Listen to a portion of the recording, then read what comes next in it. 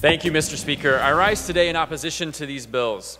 There are a few basic things that our constituents should be able to expect of their state government.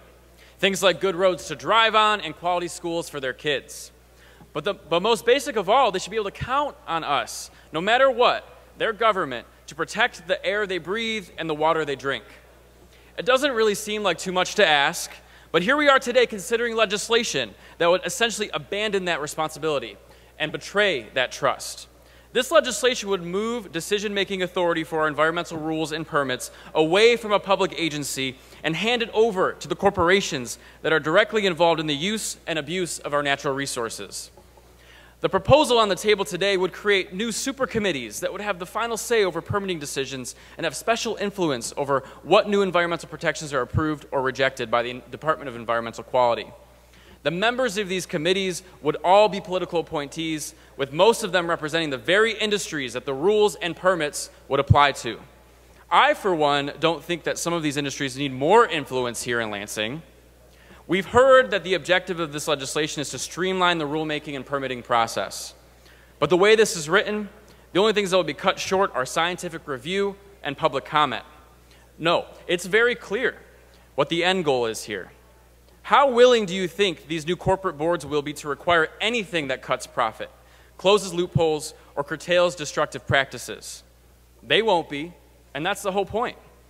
Ultimately, this legislation's objective is to turn over environmental decisions to private companies, and that objective is alarmingly short-sighted. Decisions like where and how soon oil and gas drilling can happen, or what air pollutants can be emitted, will be driven primarily by what maximizes profit, not by what keeps our communities safe. This is not a new experiment. We know how this story ends, Mr. Speaker. Here in Michigan, we know the consequences of cutting corners and ignoring environmental safeguards to pad a bottom line. It is exactly this kind of short-sightedness that led to the Flint water crisis, and the people of Flint are still paying the price. And yet, at every opportunity to show that things could change, that profits will finally take a back seat to the health of our children and our families, our government has failed. This body has failed. We saw that happen with Nestle. Over 80,000 comments were submitted against the permit, yet it was still approved. And that wasn't out of the ordinary. In fact, in 2017, over 99.5% of all permit applications were approved. And now we see this legislation that would literally let corporate interests write the rule book. If anything, we need more citizen oversight over environmental decisions, not less. We need more accountability to working families. We are now at a moment in our state where there is an unprecedented level of distrust in our ability to protect public health and safety. I fear that if these bills pass, we won't be able to ever earn that trust back. This legislation sends a powerful message that profit will continue to drive the agenda here, regardless of the consequences.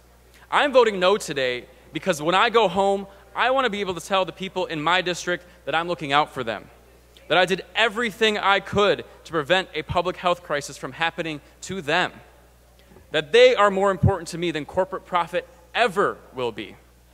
Today, I'm voting with the people of Michigan, and I urge you all to do the same.